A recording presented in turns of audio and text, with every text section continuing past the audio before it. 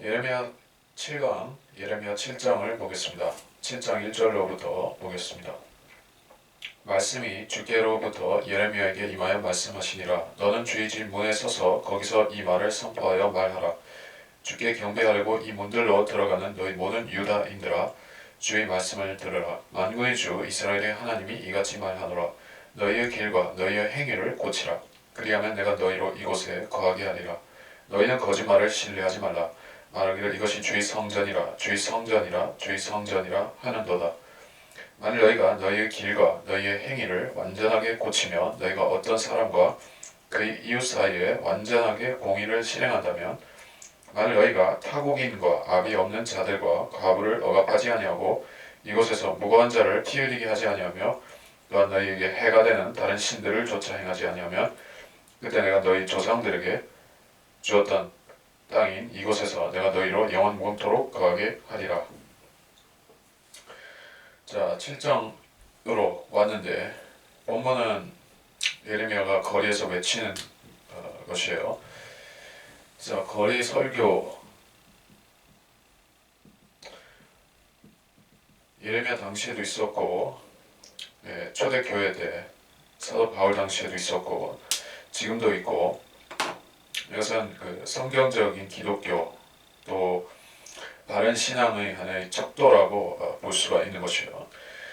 그러니까 어떤 종교가 살아있는 종교인가 죽은 종교인가 하는 것은 그것이 전파되는 현장에 가서 보면 알 수가 있는 것이요. 여러분은 불교나 천주교나 또는 모슬렘이나 다른 어떤 종교들이 길거리에 나와서 하는 것을 전파하는 것을 볼 수가 있습니까? 중들은 거리에서 목탁을 두들기며 시주를 받죠. 천주교는 그 어떤 행사 때마다 촛불, 요새는 촛불 집회는 종교와 상관이 없이도 하지만은 원래 그 촛불 들고 행진하는 거는 캐토릭에서 온 거죠. 그렇게도 하고, 모슬렘들은 모슬렘들은 자기 신들 위해서 사람들을 위협하고 폭력도 행사하죠. 많은 종교들이 폭력으로 왕국, 천국을 탈취하기 위해서 애쓰는 무리들이 되었습니다. 근데 거리 설교는 무엇입니까? 하나님의 나라를 전파하는 것이 1차적인 이유인 것이요. 하나님의 나라는 성령 안에서 의와 기쁨과 화평이라고 성경은 말씀합니다. 이것은 물리적이고 어떤 지상의 정치적인 걸 세우는 왕국을 세우는 것이 아닙니다. 그래서 거리에서 외치는 신약 교회의 전통은 오래된 것이요. 근데 구약에서도 그와 같은 것이 있었다라고 얘기해 볼 수가 있습니다. 선지자들은 이 말씀을 어디서 외쳤던 것입니까? 예레미야는 이것을 어디서 외쳤죠? 주의 집 문에 서서 이것을 선포했다라고 했어요. 문간에 서서 한 것이요. 안으로 들어간 것이 아니라, 주님께서도 성전 안에 들어가신 것이 아니라 그 마당에서 문간에서 백성들에게 선포하신 것이요. 이 도덕과 강도의 소굴로 만들었다고 종교 지도자들을 주님께서 책망하셨던 것은 바로 그 종교 지도자들이 그 거하는 그 성전 안에서가 아니라 그 밖에서 외치신 것이요. 그래서 건물 안에서 설교한 설교자는 사실 성경에 보면은 엄밀히 말해서 없습니다. 신약 교회는, 초대 교회는 건물 교회가 사실 없었었죠. 그것은 전부 어떤 가정집에서 한다거나, 그리고 극초기 초대 교회에서는 그것이 성전 경배를 다시 그 성전에서 모이는 형식으로 해서 교회가 형성되기도 했었죠. 그리고 좀 더 나중에 갔을 때 다시 어떤 지하 교회 형태로 발전하기도 하고, 그리고 터키에 지금도 그 가파도키아라는 곳에 가면 그 굴을 파고 들어가서 교회를 짓기도 했었던 것을 볼 수가 있어요. 그러니까 무엇이냐면은 하나님의 나라, 다시 말해 교회는 어떤 장소에 구애받는 개념이 아니다라는 것입니다. 성령께서 개개인의 거듭난 사람들의 마음속에 들어와서 성소를 만드신 것이죠. 그리고 그 사람들이 모여서 경배드릴 때 그것이 하나님의 나라를 형성하는 것입니다. 근데 구약 시대에는 하나님께서 특별히 지정하시고 그 백성들을 가르치고 경배를 받고 또 주님께서 선지자들을 통해서 어떤 메시지를 전파하기도 하는 그런 거점지가 바로 예루살렘 성전이었다는 사실입니다. 역사적으로 그런 역할을 했었던 것이요. 그래 만약에 성전이 없어졌다고 하면은 하나님께서는 이제는 그 더 이상 백성을 안 가르칠 수는 없죠. 그래서 길거리에서 하거나 광야에서 외치거나 그렇죠. 침례 요한이 하듯이 광야에서 외치거나 주님께서는 그렇게 하셨던 것입니다. 근데 이스라엘 사람들이 혼동했던 것이 무엇인가 4절에서 보면 이것이 주의 성전이라 성전이라 성전이라 세 번 반복해서 말한다는 것은 아주 철두철미하게 확실하게 하나의 고정관념과 같이 그렇게 믿고 있었다는 것을 얘기하는 것이요. 그래서 성전이 사실 수단이 아닙니까? 그렇죠? 성전은 하나님이 아니죠. 성전은 단순히 경배의 장소일 뿐인 것이요. 처소, 장소. 자, 성전은 하나님이 아니고 어떤 신격이 아닙니다. 근데 사람들은 우상 숭배의 기질을 갖고 있는 타락한 죄인들은 하나님께서 자신이 그런 특별히 하나님께서 지정하신 장소라든지 인물이라든지 또는 어떤 기타 물건이라든지 그렇죠. 이스라엘 사람들은 그 느후스탄이라고 하는 우상을 섬겼었죠. 그것은 모세가 광야에서 녹뱀을 들어올렸는데 그 녹뱀을 나중에 그걸 신으로 섬겼던 것입니다. 그래서 인간은 십계명이 엄연히 주어졌음에도 불구하고 또 유대인들은 하나님 외에 다른 신을 섬기지 말라고 했는데 자꾸 하나님이 아닌 하나님께서 창조하신 주변국 것들을 신으로 섬기려고 하는 것입니다. 사실 십자가라는 것도 마찬가지인 것이에요. 우리가 십자가를 바라보라. 갈보리 십자가를 우리가 왜 바라봐야만 됩니까? 그 십자가가 단지 죄인을 처형하는 로마 사람들의 형틀이었을 뿐인데 왜 우리가 그 십자가를 주목하느냐 하는 이유를 알아야 되겠다는 것입니다. 십자가 자체가 중요한 것이 아니죠. 거기에 달리신 분이 인류의 구속주이시고 영원한 창조주이신 또 알파 오메가이신 그 하나님이라는 사실이 우리에게 중요성을 가지는 것이지 십자가 자체는 그것만 떼어놓고 보면 의미가 없습니다. 그렇기 때문에 십자가 상징을 가지고 자기 기독교인이라고 해도 소용이 없는 것이요. 그 중심에 있는 예수 그리스도를 받아들였어야지 그리스도인이라 불릴 수가 있는 것이요. 성전의 개념도 마찬가지예요. 이것은 엄밀히 말해서 사람들이 모임의 장소로 하나님께서 허락하신 것이죠. 그 자리에 모여서 경배드리라고 하신 것이에요. 물론 성전과 교회는 차이가 있습니다. 성전은 단순히 교회의 개념이 아니에요. 이것은 교회 예배당과 같은 개념은 아닙니다. 자, 신약교회 교회 예배당이 있죠. 교회 건물이 있어요. 회중들이 모이는 처소가 있습니다. 거기서 무엇을 하죠? 우리는 어떤 동물을 잡아서 제사를 드리는 그런 실질적인 제사를 드리는 장소가 아니죠. 우리 영적으로 하나님을 경배드리는 것입니다. 영과 진리로 하나님을 만나는 경배하는 처소가 예배당이라는 것이에요. 그래서 실질적인 제물을 드리는 성전과는 엄연히 차이가 있는데 이것을 구약식 종교와 혼동시켜서 마치 성전이 교회당이고 교회당이고 성전과 같은 것이다. 이렇게 오도시키는 집단이 바로 캐토릭이라는 얘기예요. 자, 캐토릭에 가면 거기에 그 캐토릭의 성당에 들어가면 무엇이 있죠? 그 중심에 물론 뭐 성상들도 있고 성화도 걸려 있고 뭐 여러 가지 장식물도 있고 초도 켜져 있고 하지만 그 센터에는 무엇이 있는가? 제단이 있어요. 제단. 그 제단은 뭐 하는 것인가? 동물을 잡아 바치는 제단은 아니고 그들이 말하는 바 소위 미사를 드릴 때 예수님이 그 하늘에서 내려와서 거기서 다시 못 박히고 피 흘리고 죽는다고 그들이 주장하는 그런 제단이 있다는 것이죠. 제단.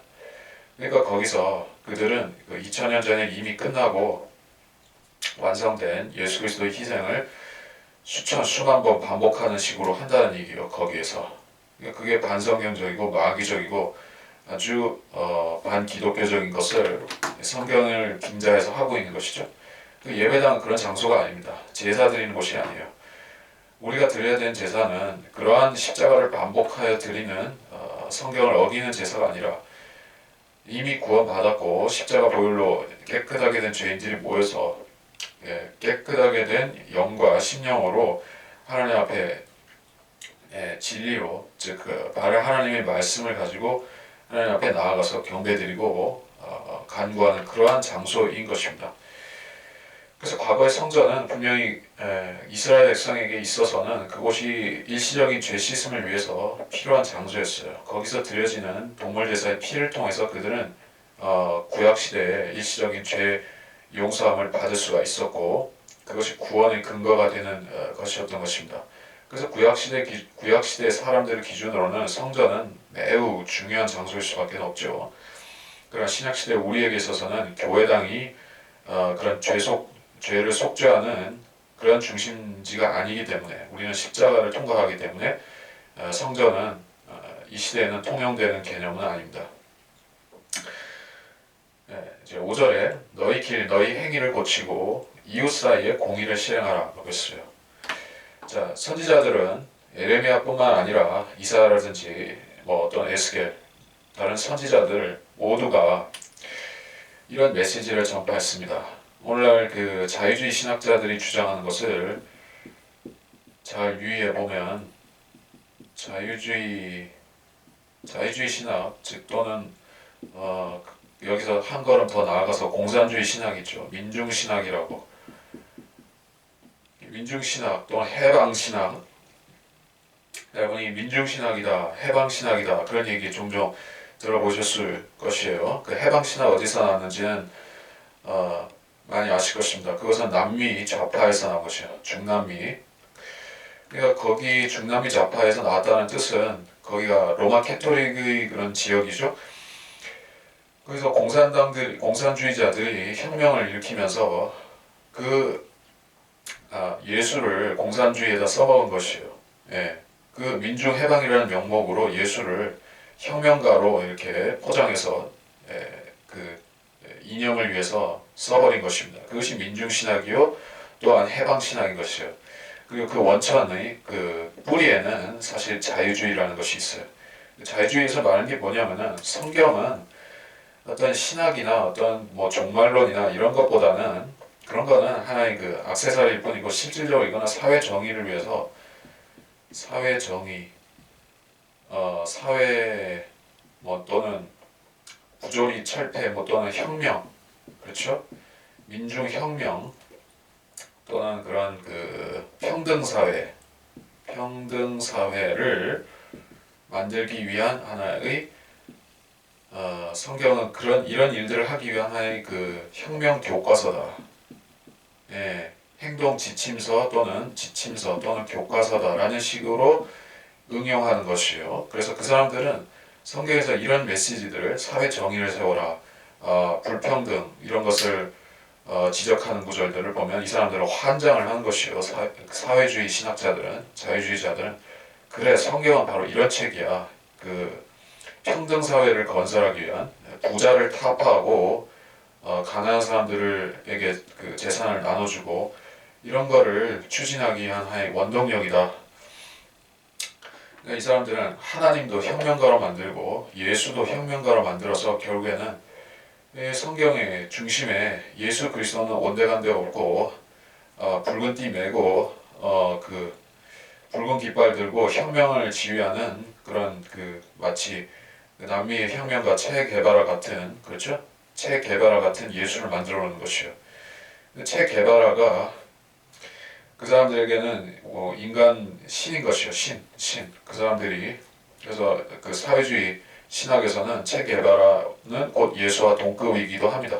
그런 사람들이 볼 때는 이런 구절 보면 하나님께서 그 이스라엘이라는 나라를 이제 사회주의 국가로 만들라는 걸로 오인할 수가 있겠죠. 그게 아니죠. 이스라엘이라는 나라는 사회주의도 아니요, 자본주의도 사실 아니요. 이 나라는 신정국가인 것이죠. 신정국가. 신정국가라는 것은 무슨 민주주의도 아니고 자본주의도 아니고 공산주의도 아닌 것이요.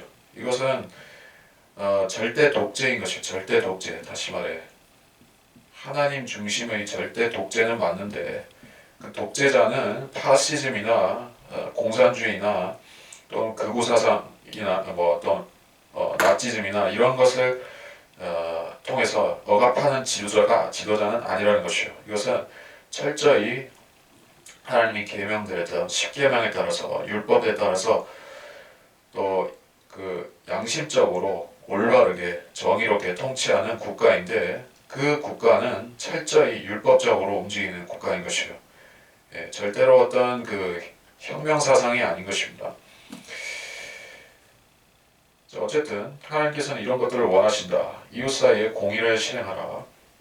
억압하지 말라는 것이요. 또 6절에서 타국인과 압이 없는 자들 과부를 억압하지 말고 다른 신들을 쫓아 행하지 말라라고 했습니다. 예. 그러니까 이것을 이스라엘의 입장에서 유대인들의 입장에서 적용하자면은 그래요. 이스라엘 사람들은 하나님께서 선택하신 그 선지자 민족이죠. 선지자 민족 이스라엘. 이 선지자의 역할은 자기 혼자 잘 먹고 잘 살고 종교로 배불리고 그런 사람 아니죠. 예, 대형 교회를 짓는 사람 아니죠. 선지자가 해야 되는 일은 자기 그 불쌍한 백성들을 구제하는 것이요. 예, 미혹된 사람들, 마귀에게 속아 있는 사람들, 또 그러한 사람들을 이제 깨우쳐주고 돌봐주고 일깨워주고 말씀으로 다시 소생케 하고 그런 일을 한 것이 선지자라는 얘기예요. 근데 이스라엘이라는 민족은 혼자 그 가나안 땅에 들어가서 혼자 잘 먹고 잘 살고 배 두들기고 살라고 하나님께서 그 땅에 들여보내신 자들은 아니었다는 얘기예요. 하나님께서는 그들에게 복을 주시면서 동시에 타국인들, 여기서 타국인들은 문자 그대로 이방인들, 그 한국 사람을 포함해서 모든 이방인들을 말하는 것이요. 그러한 사람들을 도와주라, 잘해주라. 단순히 잘해주는 이유가 뭐 그냥 자선을 베풀라는 그런 의미인가요? 그게 아니죠. 그 사람들을 구원시키라는 얘기예요. 구원받게 하라는 얘기예요. 그러니까 유대인들이 하나님을 신실하게 섬기면 그들이 정의롭게 행하면 이방인들이 감화되어서 구원을 받을 수가 있어요. 구약시대에도. 그래서 많은 이방인들이 구원을 받았었습니다. 예, 솔로몬 때 시바 여왕이 왔었죠. 그 구원받은 그때 당시 이방인들의 하나의 모델이기도 한 것이죠. 그런 식으로 구원을 받았고 또는 엘리사 때 나만 장군이 왔었죠. 그래서 문둥병을 치유받고 갔는데 그것도 이방인이 이스라엘의 하나님을 만나서 구원을 받는 것이에요. 결국에 유대인을 통해서 하나님께서 구원의 역사를 일으키신 것이에요. 신약시대도 마찬가지지만 구원이 유대인에게서 나온다. 그게 어디 나오죠? 찾아보고 있습니다.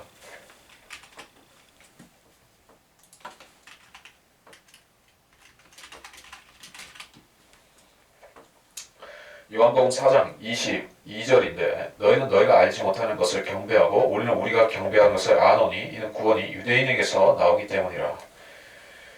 구원이 유대인에게서 나온다 그랬어요. 유대인들에게서 나온다는 얘기예요.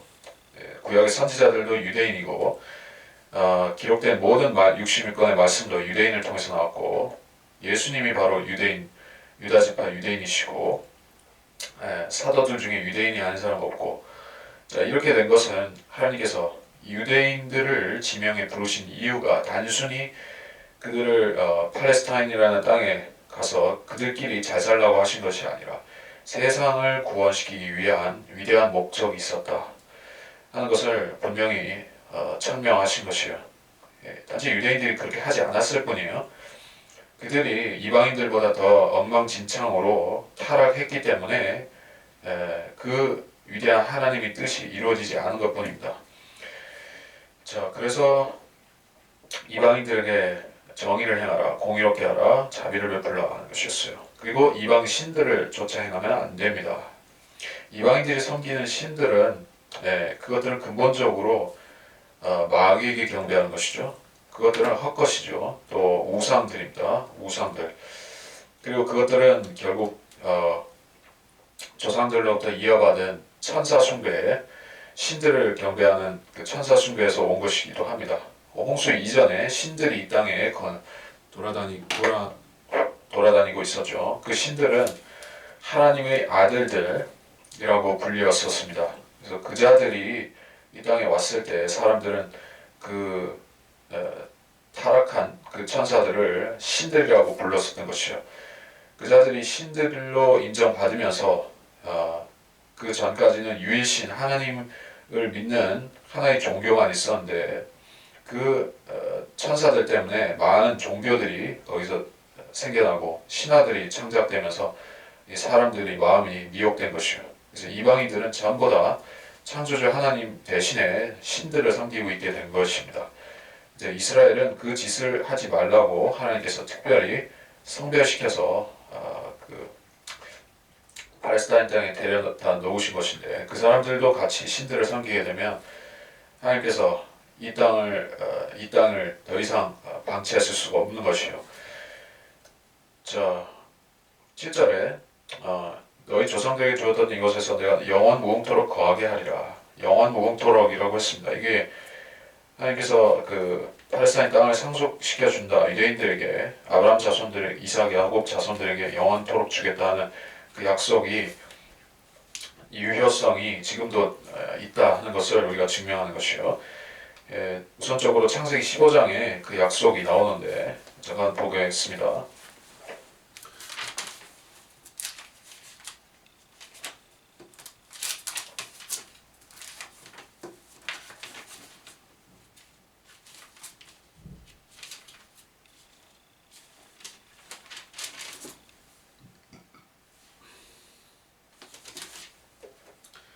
창세기 15장 7절, 12절, 18절인데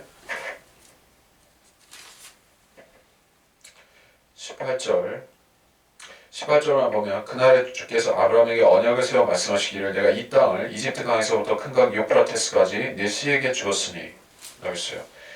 그리고 시편 105편 10절에 좀 보겠습니다.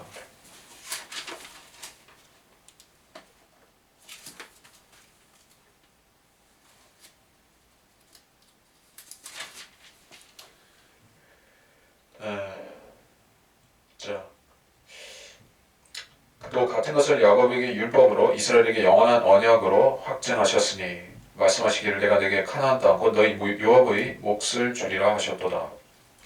영원한 언약이다 했어요. 영원한 언약. 이것이 이스라엘과 하나님이 그 가나안 땅을 두고 맺으신 영원한 언약이라고 한 것이에요. 이게 무슨 말인가?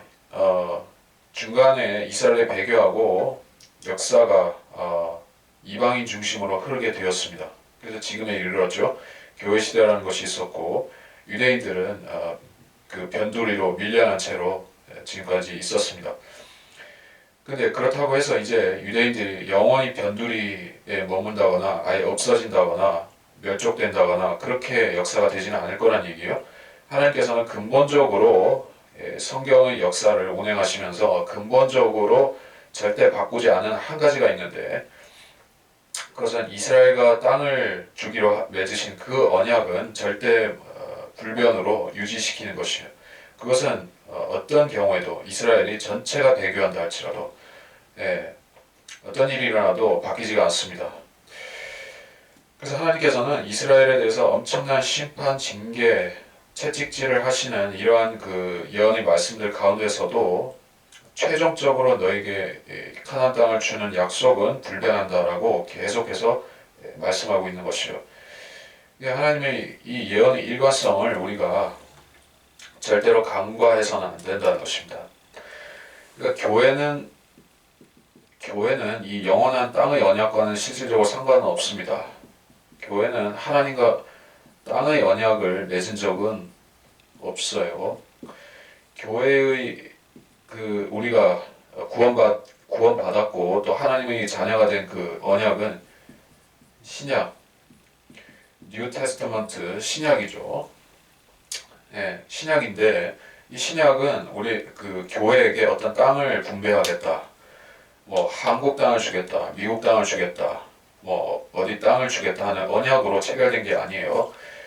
그런 내용 자체가 없습니다. 근데 이스라엘은 처음부터 어떤 특정 땅, 그 유프라테스에서 나일강까지 이르는 그 엄청난 땅을 주겠다 하는 것이 언약에 아예 못 박혀 있는 것입니다. 시초부터.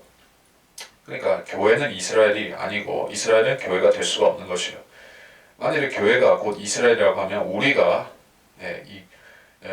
이방인 성도들이 그리스도인들이 나일강에서 유프라테스까지 그 땅을 차지하고 거기서 영원히 살아야 되는 것이에요. 무슨 말이냐면 우리가 그 땅에 영원히 살면서 여러분이 앞으로 구원받아서 영원히 살 때 그 새 예루살렘에 들어간 게 아니라 팔레스타인 땅에 들어가서 거기서 할례 받고 수염 기르고 돼지고기 먹지 않고 율법 지키는 그런 유대인으로 영원히 살아야 된다는 얘기예요. 말도 안 되죠. 그러면 결국에는 유대인이 아예 없어진다고 주장하는 게 그쪽 무천년주의나 후천년주의들 입장에서는 편하게 문제가 해결되죠. 유대인들이 남아있으면 거추장스러운 것이죠. 걸리적거리는 것입니다. 예, 교회만 영원 무궁토록 있어야지 그 자들은 해석이 참 편안하게 되죠. 성경이 모든 것이. 유대인이 남아있으면 아주 껄끄러운 것이에요. 이거 없애버린다든지 싹 그렇게 블라인드 쳐놓고 마치 동전으로 하늘을 가리듯이 없다고 하는 것이에요. 절대 그런 것이 아닙니다. 8절 너희가 보라 너희가 유익을 줄 수 없는 거짓말들을 신뢰하는도다. 너희가 도둑질하고 살인하며 간음하고 거짓 맹세하며 바알에게 분향하고 너희가 알지 못하는 다른 신들을 쫓아 행하면서 내 이름으로 일컬어지는 이 집에 와서 내 앞에 서서 말하기를 우리가 이 모든 가증한 것들을 행하도록 구원을 받았도다 하느냐. 내 이름으로 일컬어지는 이 집이 너희 눈에는 도둑들의 소굴로 보이느냐. 보라 심지어 내가 그것을 보았도다. 주가 말하더라. 그러나 너희는 지금 실로에 있었던 나의 처소로 가라. 그것은 내가 처음으로 내 이름을 둔 곳이니 내 백성 이스라엘의 사악함으로 인하여 내가 그것에 무엇을 행했는지 보라. 주가 말하노라. 이제 너희가 이 모든 일을 행하였기 때문에 내가 너희에게 말하기를 일찍 일어나서 말하였으나 너희는 듣지 아니하였고 내가 너희를 불렀으나 너희가 대답하지 아니하였도다. 그러므로 내 이름으로 일컬어지며 너희가 신뢰하는 이 집에 내가 너희와 너희의 조상들에게 주었던 그곳에 내가 실로에게 행했던 것과 같이 행하리라. 내가 너희 모든 형제 즉 에프라임의 온 자손을 쫓아낸 것 같이 너희를 내 목전에서 쫓아내리라. 그러므로 너는 이 백성을 위해서 기도하지 말라. 또 그들을 위해 소리 높여 부르짖지도 말고 간구하지도 말고 나에게 중보하지도 말라. 이는 내가 너를 듣지 아니할 것임이라. 자, 8절에 유익을 줄 수 없는 거짓말들을 신뢰하는도다. 그 거짓말들이 무엇이냐? 다른 신들을 섬기라든지 심판은 속히 오지 않는다라든지 또 하나님은 사랑이시라. 그런 많은 거짓말들이 이 시대에 횡행하고 있는 것을 우리가 생각할 수가 있어요. 9절에 도둑질, 살인, 간음, 거짓 맹세, 바알에게 분향, 다른 신들을 쫓아 행하는 것. 자, 무슨 말이냐면은 사람들은 종교라는 것은 하나의 중립적인 것으로 생각합니다. 많은 사람들이 종교는 곧 정신 수양 혹은 뭐 덕을 쌓는다, 선한 일을 행한다 이런 식으로 생각하고 종교가 없는 것보다는 종교가 있는 게 아무래도 선한 사람이 되는데 또는 수양을 하는데 좋다라는 생각을 갖고 있어요. 근데 성경적으로 본다면은 종교 자체는 절대 어떤 중립이 아니에요. 종교는 과학만큼도 중립적이지가 않은 것이요. 사실 과학이라는 것은 뭐더라도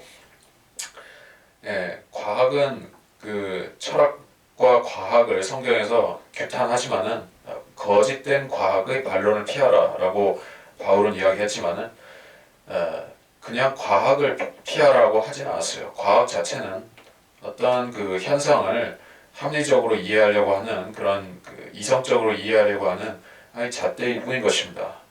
세상을 합리적으로 보고자 하는 것, 그게 과학인 것이죠. 근데 종교라는 것은 애초에 선택이죠. 참 하나님을 믿을 것이냐 아니면은 다른 신들을 믿을 것이냐 하는 처음부터 선과 악으로 아예 구분이 되어 있는 것이에요. 그래서 종교의 영역에 들어가면 절대 어떤 중립지대가 없다는 사실이에요. 하나님이냐 사탄이냐, 진리냐 비진리냐, 참이냐 거짓이냐, 선이냐 악이냐, 둘 중 하나를 선택하게 돼 있지. 종교는 일반적으로 무종교보다도 더 좋다라고 말할 수가 없는 것이에요. 근데 그래서 여기서는 우상 숭배를 살인, 간음, 거짓 맹세와 연관시키고 있는 것이에요. 다시 말해 이 세상의 수많은 살인, 도둑질, 간음, 사회 악의 근원이 따지고 보면 종교에 있더라 하는 얘기를 하고 계신 것이에요. 그래서 국민 대다수가 어떤 특정 종교에 속해 있는 나라들을 보면 우리가 알 수가 있어요. 이슬람 국가라든지 불교 국가라든지 또는 그 공산주의도 일종의 종교라고 치면 공산주의 국가라든지 이런 데 보면 사회 악이 적습니까? 아니면 더 많습니까? 그러니까 그 특정 종교로 치우쳐 있지 않은 나라들 또는 그리스도인들이 많이 있는 나라들에 비하면 훨씬 더 도덕적으로 부패되고 타락한 현상을 우리가 볼 수가 있어요. 그것은 뭐 불교 국가든 모슬렘이든 다 똑같은 것이에요. 힌두교도 마찬가지고. 그런 자들의 문제는 바로 자기들이 종교에 있는데 아무리 사회 악을 근절하기 위해서 애를 쓴다 할지라도 그 자들이 믿고 있는 종교가 마귀를 섬기는 것인 이상에는 그들의 사회에 만연한 악을 절대로 제거할 수가 없다는 사실이에요. 자, 10절에 우리가 이 모든 가증한 것들을 행하도록 구원을 받도다. 자, 우상을 섬기면서 하나님을 믿는다 자처하는 사람들에 대해서 하나님께서 이 모든 것을 행하도록 구원을 받았다 하는 것을 도둑이요 강도요 가증한 자라고 주님께서 부르시는 것이요. 그래서 이런 사람들에 대한 질책을 해당하는 구절이 로마서에 있죠. 어디에 있는가 잠깐 보겠습니다.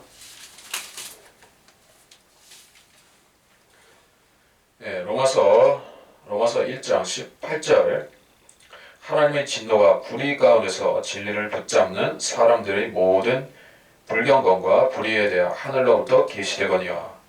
불의 가운데서 진리를 붙잡는 사람들이라 했어요. 그러니까 이 구절을 개혁성경 변개된 성경의 그런 그 번역자들 필자들은 이거를 고쳐야만 했습니다. 왜냐하면 불의 가운데서 진리를 붙잡는 사람들이라면 너무나 그 대상이 명백하기 때문에 이거를 어떻게 바꿨는가? 불의로 진리를 막는 사람들.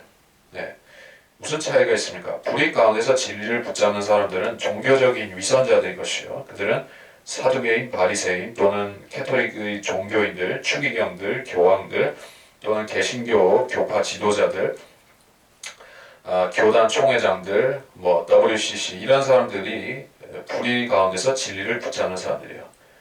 하나님도 믿는다고 하면서 바알도 섬기는 자들이 그런 자들이에요. 근데 불의로 진리를 막는 사람들은 어떤 사람들이냐? 조폭, 깡패, 마피아 또는 뭐 그런 그 건달 이런 불의의 사람들이 불의로 진리를 막는 진짜 악당들이죠. 소위 말하는 일루미나티니 프리메이슨이 하는 사람들도 결국에는 불의로 진리를 막는 사람들에 해당될 것이요. 사람들 가운데서 그러한 악당들은 쉽게 구별이 됩니다.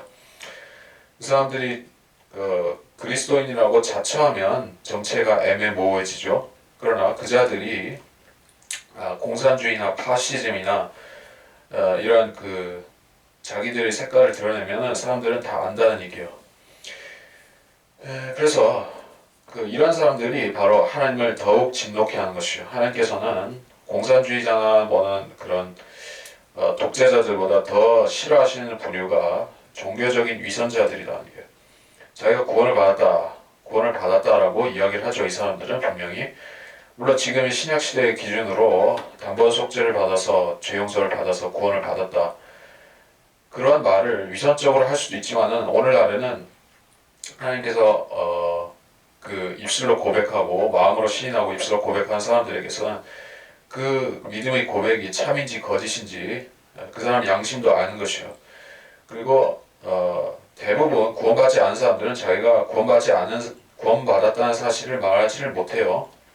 네, 어지간히 그렇게 강심장이 아닌 다음에는 어지간히 거짓말에 숙련된 사람이 아니면은 대부분 사람들은 자기 안 받았으면서 받은 척하기는 좀 어렵습니다. 근데 구약 시대는 마음으로 믿고 끝나는 얘기가 아니죠. 그 당시에는 행위가 분명히 구원에 작용하는 시대였었습니다. 그래서 사람들은 마음에 없이 행위만 거치려고 하면서 율법을 행위로 지키는 채 하면서 사람들을 속이기가 쉬웠던 것이요. 그래서 사두개인 바리새인들처럼 사람들에게 경건하게 보이는 것이 한편으로 더 용이했었다, 더 간단했었다는 것을 알 수 있어요. 그런 사람들이 자기가 구원받았다라고 할 때 무엇을 기준으로 반박해야 되겠습니까? 그 자들의 행위가 위선이라는 것을 지적할 수밖에 없는 것이요. 그 자들이 그러니까 모든 시대 악인들이 마찬가지인데 구약 시대도 악인들은 자기들이 선한 행위를 그런 악한 일보다도 더 많이 하기 때문에 더 우세하게 하기 때문에 선한 일을 한 3가지 할 때 악한 일 1가지 하면은 3에서 1을 빼면 선한 일 2가지 된다. 이런 식으로 덧셈 뺄셈 논리로 사람들이 나는 착한 사람 이렇게 했던 것이요. 그러니까 물론 오늘날에도 사람들은 똑같은 등가 교환 그런 비율로 선과 악을 계산하려고 하는 것이요. 그래서 내가 많은 죄를 지었다 할지라도 거기 그거보다 더 압도적으로 선한 일을 하면은 내가 악한 것이 상쇄가 될 것이다라고 착각을 한다는 얘기예요. 절대 그런 식의 논리는 구원 문제는 통용될 수가 없습니다. 하나님께서는 이미 지은 죄들을 문제 삼으시는 것이지 또 현재 짓는 것과 지을 죄들까지도 다 문제가 되는 것이지 그걸 더하기 빼기로 해서 회피할 수가 없게 되어 있는 것이요. 근데 사람들은 무식하고 성경을 거부하는 그 사람들은 여러 어리석은 생각을 하고 있는 것입니다. 이 시대의 사람들, 구약 시대 사람들도 똑같은 생각을 많이들 했었다는 얘기예요. 자, 11절 도둑들이 소굴로 보이느냐. 이 말씀은 예수님께서 성전에 들어가셔서 똑같이 하셨던 것을 볼 수가 있어요. 마태복음 21장 13절에 주님께서 성전을 너희가 도둑들이 소굴로 삼았구나. 강도들과 도둑들이 소굴로 삼았다라고 질책하셨죠. 그러니까 이 구약에서 하신 말씀과 신약에서 하나님이 육신이 되어 하신 말씀과 똑같죠. 그것은 영적으로 보자면 오늘날의 그리스도인들이 똑같이 적용이 될 수가 있어요. 많은 교회들이 도둑들과 강도들이 소굴이 된 현상은 비단 은사주의 대형 교회들 그러한 신도들의 그러한 코 묻은 돈을 짜내서 엄청난 성전들을 지어 올리는 그런 카톨릭 못지않은 그런 위선적인 종교인들을 볼 때도 우리가 똑같은 얘기를 하게 되는 것이요. 도둑들이 소굴로 만들었다는 것이요. 사람들은 이제 성경이 어떻고 진리의 지식이 어떻고 바른 말씀이 선포되는가 혹은 성령이 그 안에서 역사하시는 교회, 지역교회 모임인가 하는 것은 신경을 별로 안 쓰는 시대가 됐어요. 사람들은 건물이 어떻게 잘생겼는가, 건물이 우아하고 화려하게 단장되었는가, 주차장은 널찍한가, 그리고 그 교회는 그 교회 성가대는 얼마만큼 세상이 보기엔 빠진 것이 없는가 그런 식으로 판단한다는 얘기예요. 사람 머릿수를 기본적으로 선과 악의 잣대로 사용하고 있습니다. 그래서 지금 교회를 찾는 사람들은 진리를 찾기가 매우 힘들게 된 것인데 기본적으로 그러한 그 우상의 전당들 바알을 섬기는 전당들에서는 바른 성경이라는 그런 인식이 아예 없어요. 사람들은 목사의 입에서 나오는 말이 성경에서 나왔든 철학자에게서 나왔든 신문 방송에서 나온 것이든 오락 프로그램에서 나온 것이든 코미디에서 나온 것이든 아무 신경을 쓰지 않습니다. 단지 매끄러운 말로 자기들의 귀를 즐겁게 해주는 그러한 거짓 교사들을 쌍수를 들고 환영을 하고 있다. 근데 그것이 구약시대 이스라엘의 멸망하기 전의 상황과 일치되고 있다는 얘기요. 그래서 12절 이하에 실로에서 일어났던 일, 이제 하나님께서 북이스라엘을 그 아시리아에 잡혀가게 하시고 거기에 그 혼혈 족속을 보내셔서 아주 수치를 그 땅이 수치를 당하게 하셨죠. 그 얘기를 하고 있는 것입니다. 이스라엘이 먼저 망했는데 북이스라엘이 그 멸망의 교훈을 제대로 받지 못한 유다에 대해서 책망하신다는 얘기예요. 자, 15절에 에프라임 온 자손을 쫓아낸 것 같이 너희를 내 목전에서 쫓아내리라. 하나님께서 어지간하면 보통 징계라고 할 때 하나님의 자녀가 받는 징계, 구약의 이스라엘이 받았던 징계도 마찬가지로 하나님께서는 그 땅이 얼마만큼 더럽혀졌는가, 피로 더럽혀졌는가 이것을 기준으로 해서 그 땅에서 심판하실지 쫓아내셔야 할지를 결정하는 것이에요. 이스라엘 사람들은, 유대인들은 처음에는 가볍게 시작한 것이요. 율법을 조금 어긴 것입니다. 이방신을 찔끔찔끔 섬기곤 했었던 것이요. 그러다 나중에는 대범하게 섬기고 더 대범해져서 성전으로 우상을 들여놓고 또 진짜 더 황당하게 대범해져서 인신 제사를 드리고 아이들을 불에 살려서 바치는 가증한 짓들을 행하고 했었죠. 그래서 타락은 단계가 있는데 하나님께서는 그 타락의 궁극에 이르러서는 땅을 청소하시는 것입니다. 무슨 말인가 하면 사람이 있기 전에, 인간이 창조되기 전에 이 하늘과 땅이 지어졌다는 얘기입니다. 창세기 1장은 그것을 증명하고 있죠. 최초의 인간이 등장하기 전에 땅이 있었습니다. 그리고 그 땅은 물에 들어갔다 나온 것이요. 그리고 땅은 영원히 있다라는 것이 성경의 교리이기도 합니다. 그러나 사람들, 이 땅에 사는 인생들은 무엇인가? 이 땅에 더부살이하는 그 객들인 것이요, 객들.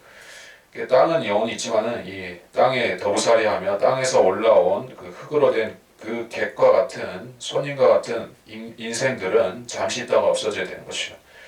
물론 영원 시대가 오게 되면 그때는 그 인생의 허무함이 그치겠지만은 지금은 그렇다는 얘기예요.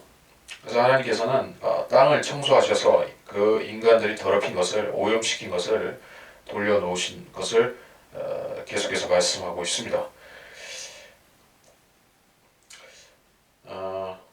16절 이 백성을 위해 기도하지 말고 부르짖지 말고 간구하지 말고 중보하지 말라. 너를 듣지 않겠다라고 하셨어요.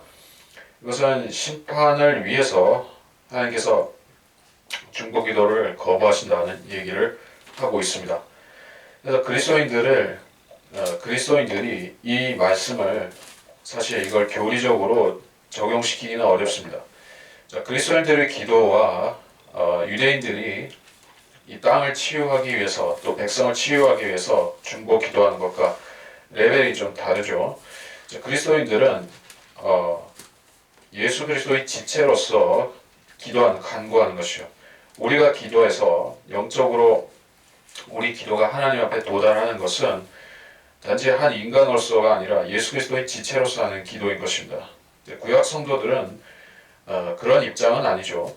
그래서 하나님께서는 종종 심판을 위해서 기도를 막으시고 외면하시곤 하셨던 것입니다. 그런데 그리스도인들은 그보다는 더 우월한 지위에 있다. 우리는 왕같은 제사장인 지위를 갖고 있다는 사실을 잊어서는 안 됩니다. 우리는 그 유대인 백성과는 좀 다른 입장이라는 얘기예요. 자, 그래서 내가 너를 듣지 아니할 것임이라. 이사야서 59장 1, 2절을 보고 있습니다. 보라, 주의 손이 짧아서 구원하지 못하심도 아니요 그 귀가 둔하여 듣지 못하심도 아니라 오직 너희 죄악들이 너희와 너희 하나님 사이를 나누었고 너희 죄들이 그의 얼굴을 너희로부터 가렸기에 그가 듣지 아니하심이라. 자, 하나님께서 기도응답을 거절하시는 경우가 있다. 그런 경우는 하나님의 잘못이 아니라는 얘기예요. 사람들이 간구하는 자세가 틀렸거나 참된 회개가 빠져있거나 혹은 숨은 죄가 남아있거나 할 때 하나님께서는 듣지 않으신다는 말씀을 하고 있습니다. 그리고 여기서도 예레미야에게 하는 책망은 아니지만 예레미야가 잘못된 것은 없지만 이 백성이 예레미야의 그 중보로 인해서 구원받을 만한 가치가 없다고 주님은 보신 것입니다.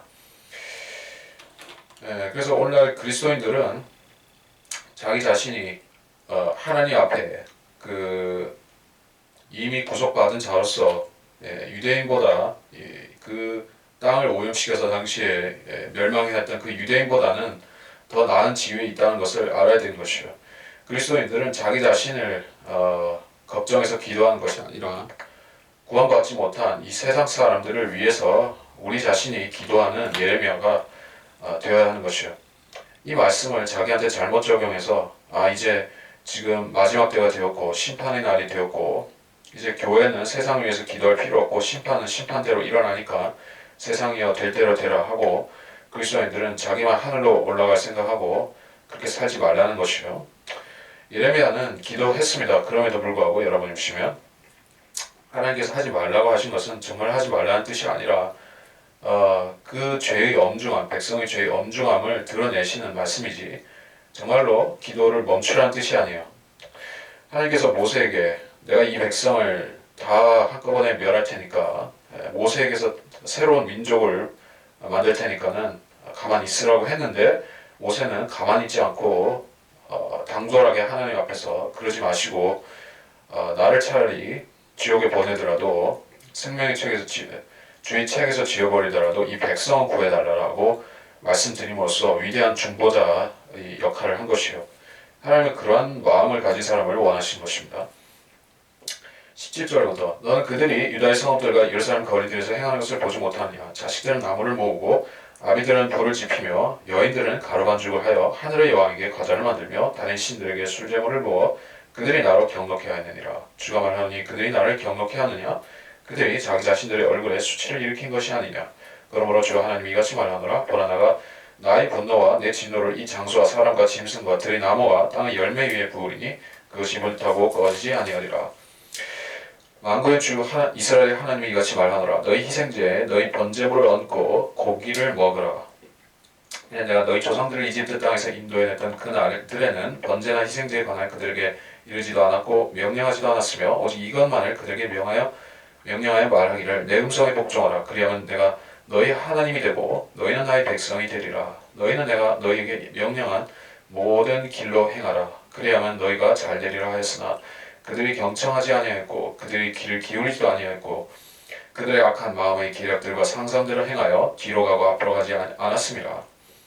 너희 조상이 이집트 땅에서 나온 날부터 오늘에 이르기까지 내가 내 모든 종 선지자들을 너희에게 보냈으니 날마다 일찍 일어나서 보냈도다. 그러나 그들은 여전히 내게 경청하지 아니하였고 그들의 귀를 기울이지도 아니하였으며 오히려 그들의 목을 굳게 하여 그들의 조상보다 더 악하게 행하였느니라. 그러므로 너는 그들에게 이 모든 말들을 할지니라. 그래도 그들은 내게 경청하지 아니하리라. 내가 또한 그들을 불러도 그들은 내게 대답하지 아니하리라. 그러나 너는 그들에게 말할지니 이는 주 그들의 하나님이 음성에 복종하지도 아니하고 교훈도 받지 아니하는 민족이라. 진리가 사라지고 그들의 입에서 끊어졌도다.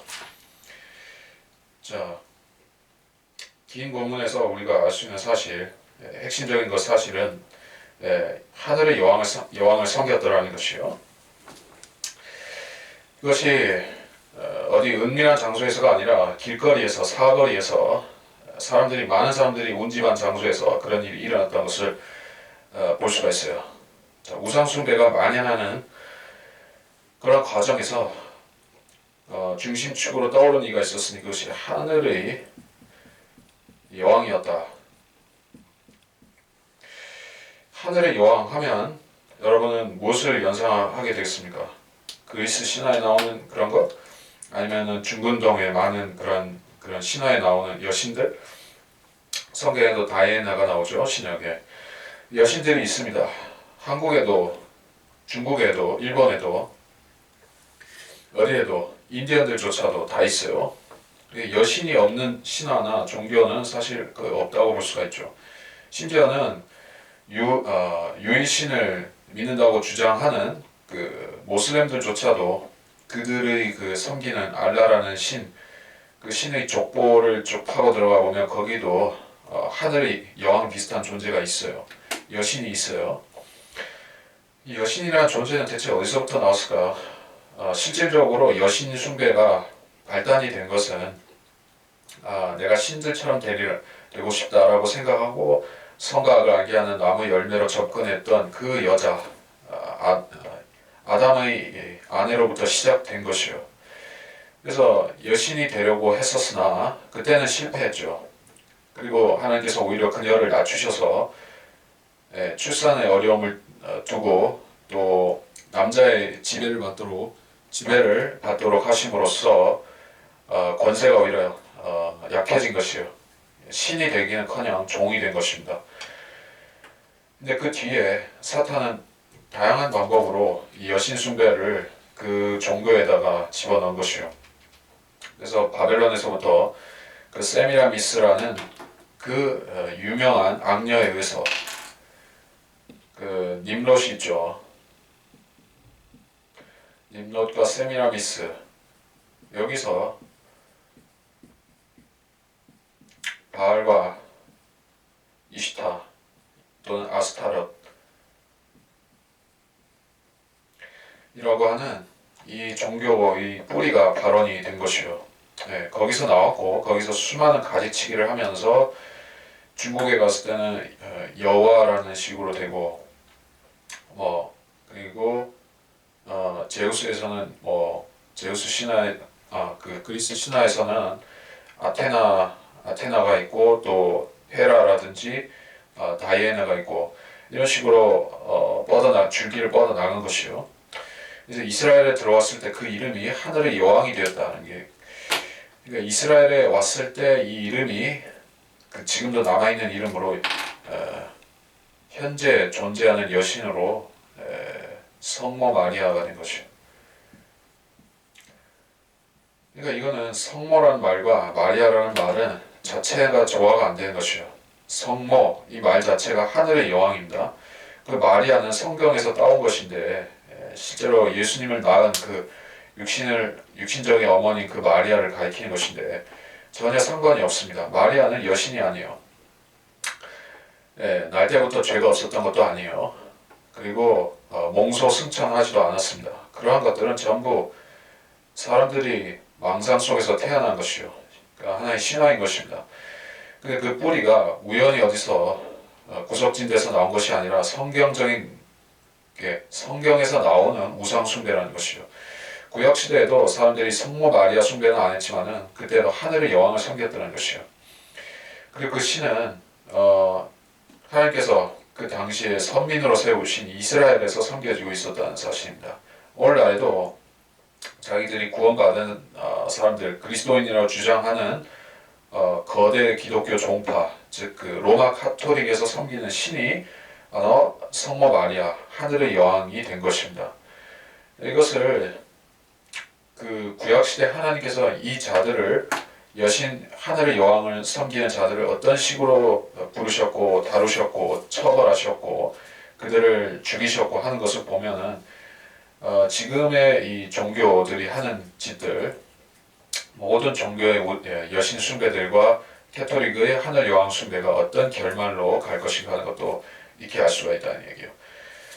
하나님께서는 이 종교를 극히 미워하시고 이 자들을 전부 죽이실 것이에요.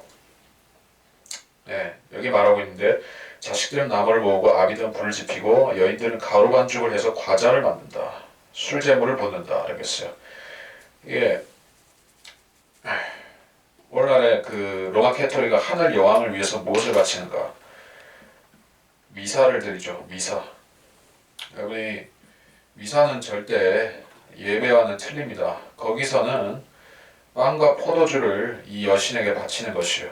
술제물을 바치고 또 가루로 빵을 구워서 즉 케이크를 구워서 바치는데 여기 과자를 만드는 이게 케이크.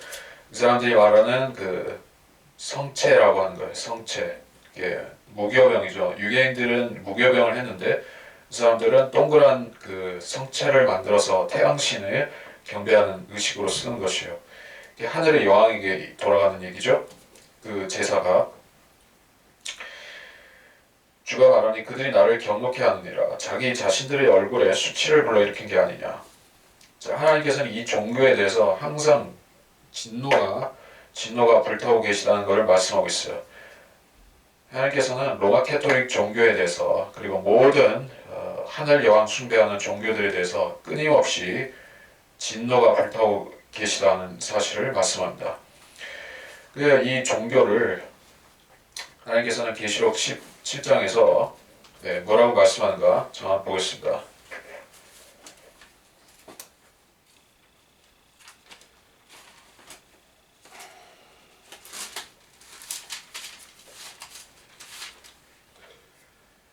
계시록 17장 1절. 또 일곱 호리병을 가진 일곱 천사 가운데 하나가 와서 나와 대화하며 말하기를 이리 오라. 많은 물 위에 앉은 그 큰 참녀의 심판을 내게 보여주리라. 땅의 왕들도 그녀와 더불어 음행하였고 땅에 사는 자들도 그녀의 음행의 포도주에 취하였도다 라고 하고, 그리고 5절에서는 그녀의 이마에 한 이름이 기록되어 있는데 신비라 큰 바빌론이라 땅의 창녀들과 가증한 것들의 어미라. 이 여자가 지구상의 모슬렘과 힌두교와 불교와 모든 전통 종교들과 이런 종교들이 어미라고 불리고 있는데, 이 종교의 특색은 금잔이고 주홍색 옷을 자주색 주홍색 옷을 입고 있고 교황과 추기경들이 입는 옷 색깔을 하고 있고 이마에 이름이 기록되어 있는데 창녀들의 어미다라고 했어요. 예. 이런 종교는 지금 세상에 하나밖에 없고 그 종교가 결국에 교회 시대가 지나고 대환란이 되면 그때 이 세상을 다시 암흑 시대처럼 주름잡게 될 그 가증한 종교인 것이요. 이 자들이 유대교와 손잡고 세상을 마귀에게 바치겠죠. 마귀의 제물로 바칠 것입니다. 20절에 나의 분노와 내 진노를 이 장수와 사람, 짐승, 들의 나무, 땅의 열매 위에 부으리니 불타고 꺼지지 않는다. 자, 구약 시대에 그렇게 하셨고 이 진노가 지금까지도 거둬지지 않고 불타고 있습니다.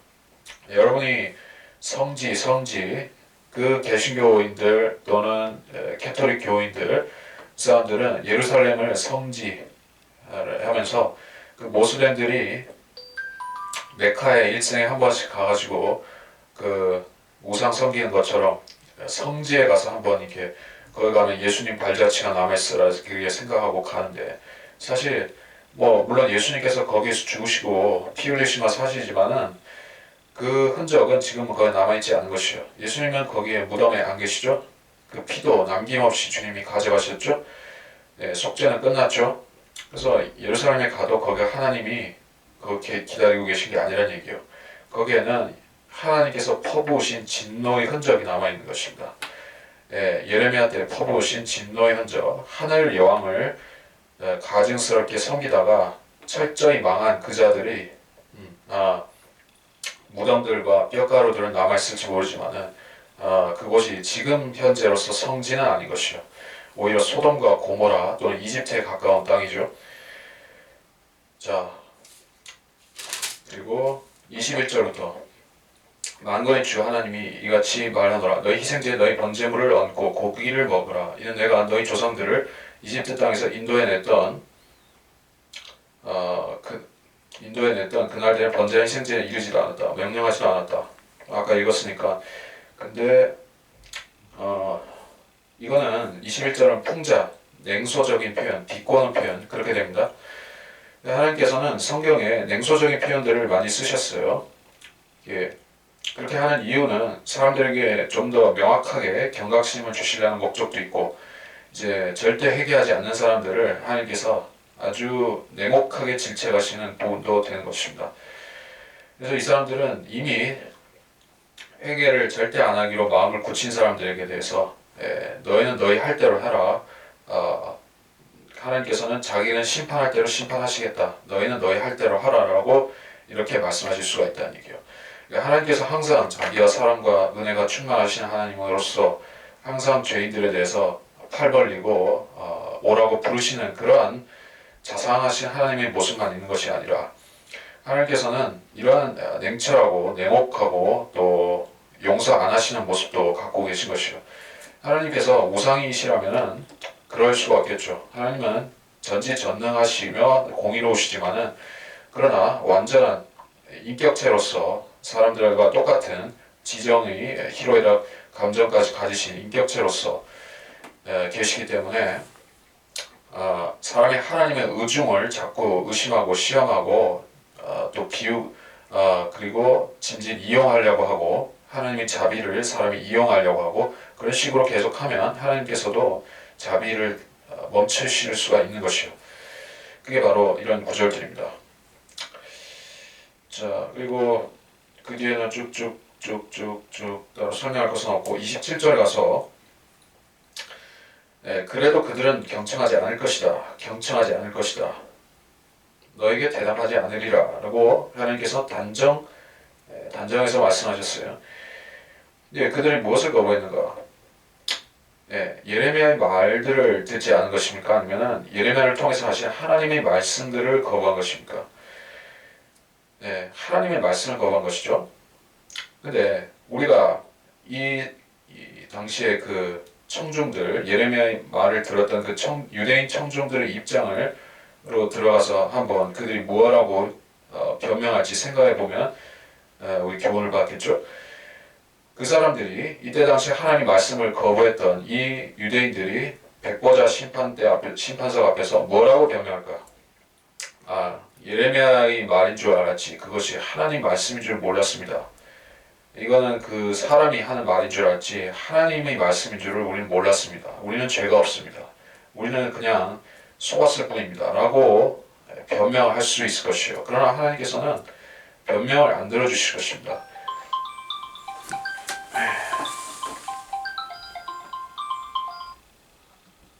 자, 하나님께서는 선지자들을 세우신 목적이 하나님 말씀을 대언하고 선포하기 위해서 세우신 것이요. 하나님 말씀을 올바로 대언하는 선지자들은 그 선지자들의 예언이 참으로서 성취되는 참이 되고 성취되는 그러한 물적 증거가 나타나서 사람들이 따를 수가 있는 것이요.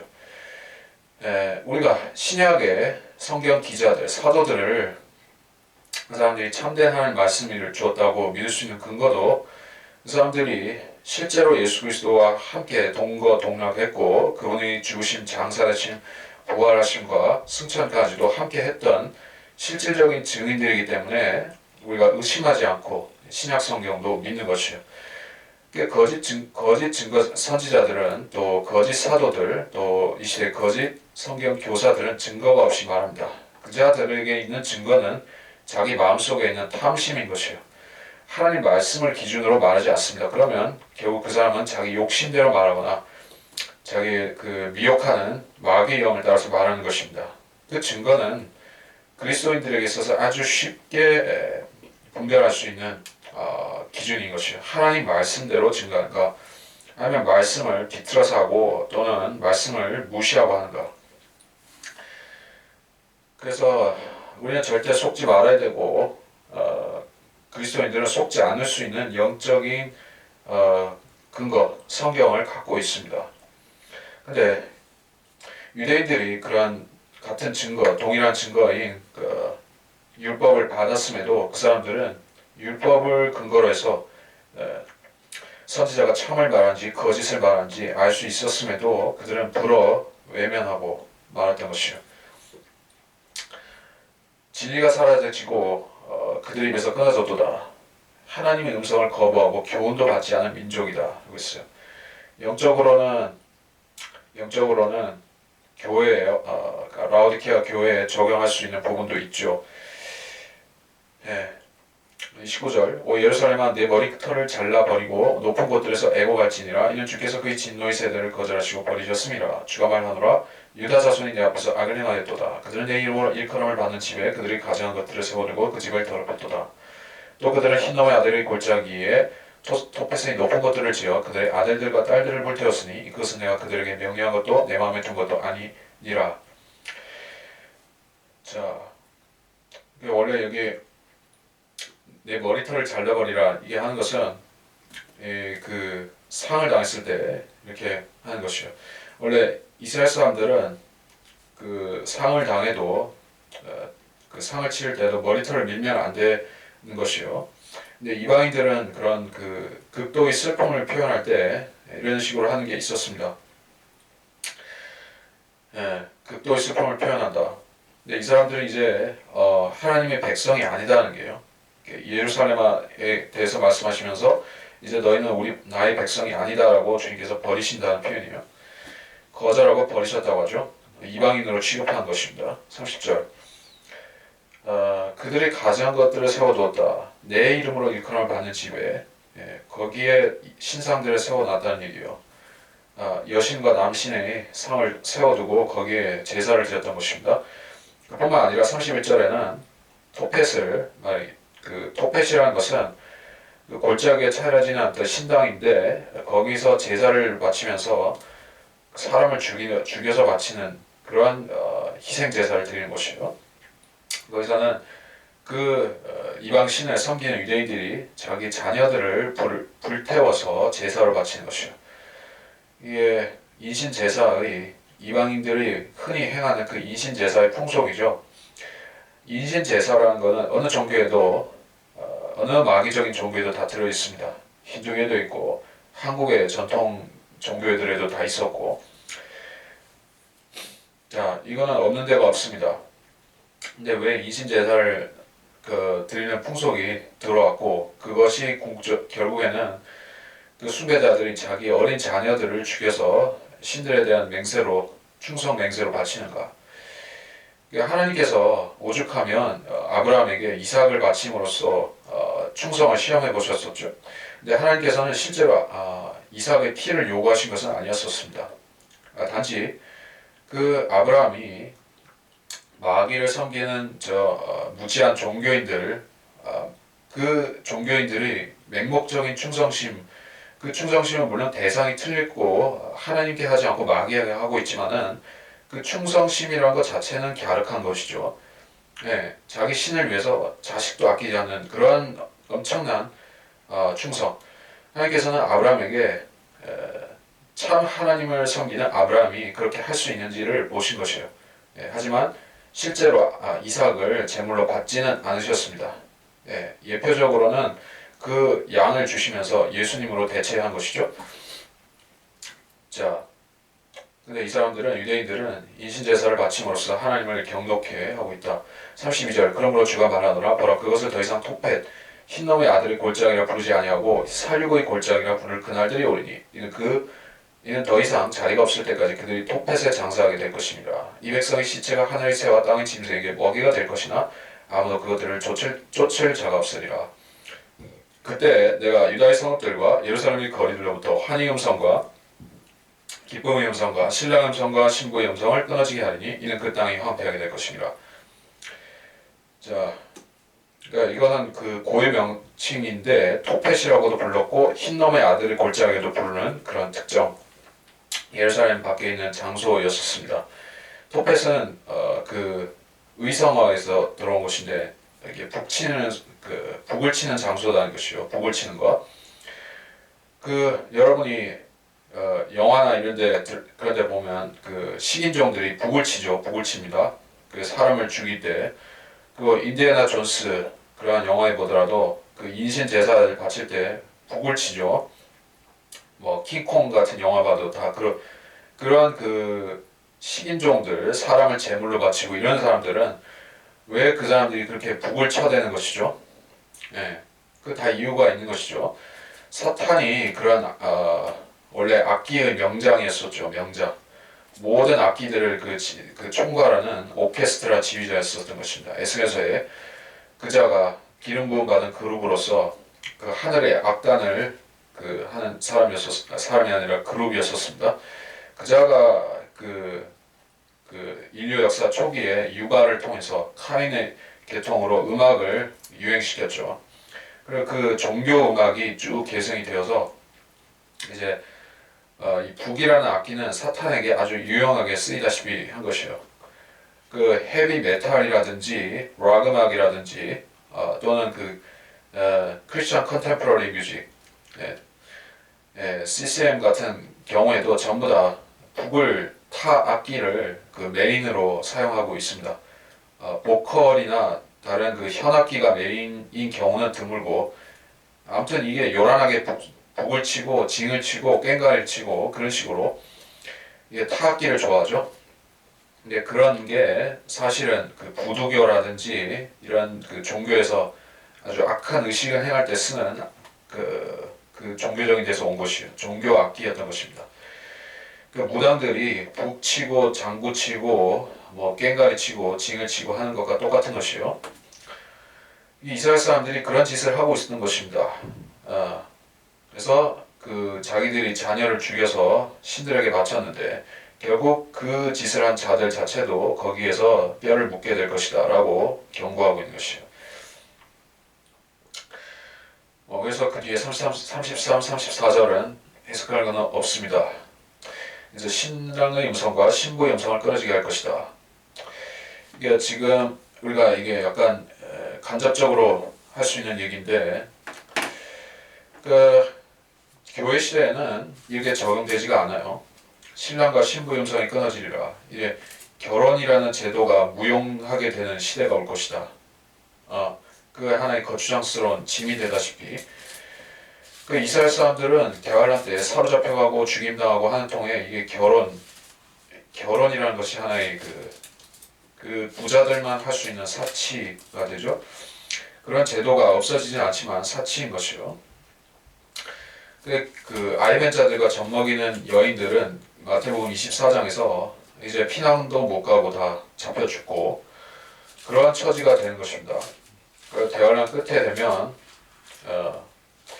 그때 되면 그 계시록에 보면 또 나오죠.